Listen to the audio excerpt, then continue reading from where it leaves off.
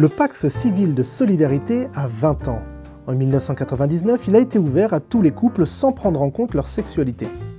L'Assemblée nationale a adopté la loi sur le Pacs. Il faut quand même préciser qu'il a été instauré à la suite d'une décennie pendant laquelle les homosexuels ont été les premières cibles du sida. Lorsqu'ils perdaient leur partenaire à cause de cette épidémie, ils se retrouvaient sans aucun droit sur les biens de leur moitié et étaient parfois expulsés de leur domicile par leur belle famille. Le Pacs, en reconnaissant leur relation de couple, leur permettait entre autres de bénéficier d'une sécurité financière et juridique.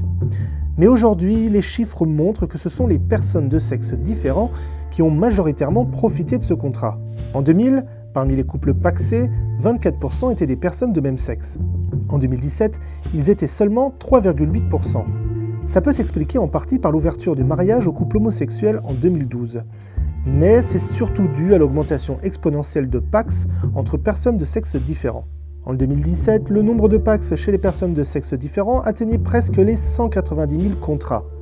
Ils étaient quasiment 17 000 en 2000, soit une augmentation de plus de 1000%.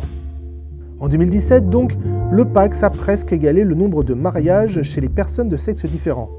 Les unions traditionnelles ont baissé depuis 2000, et encore, il faudrait prendre en compte l'augmentation de la population. Pourquoi le Pacs est-il de plus en plus privilégié par rapport au mariage ? On pourrait spéculer sur la nature de la relation entre les jeunes générations avec cette institution millénaire, mais c'est essentiellement dû à la nature même du contrat, plus souple qu'un mariage. Il est en effet plus facile de s'unir ou de se séparer lors d'un Pacs. Le Pacs offre un certain nombre d'avantages similaires au mariage, notamment concernant le calcul de l'impôt, le bénéfice de la couverture sociale du partenaire, le bail d'habitation en commun, la priorité de mutation pour les fonctionnaires, etc. Mais des différences majeures sont présentes.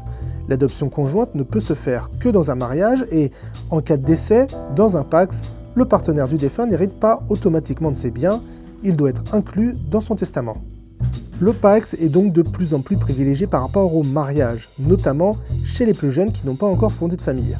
Reste à savoir si le Pacs sera un contrat durable chez eux ou un simple intermédiaire entre le concubinage et le mariage.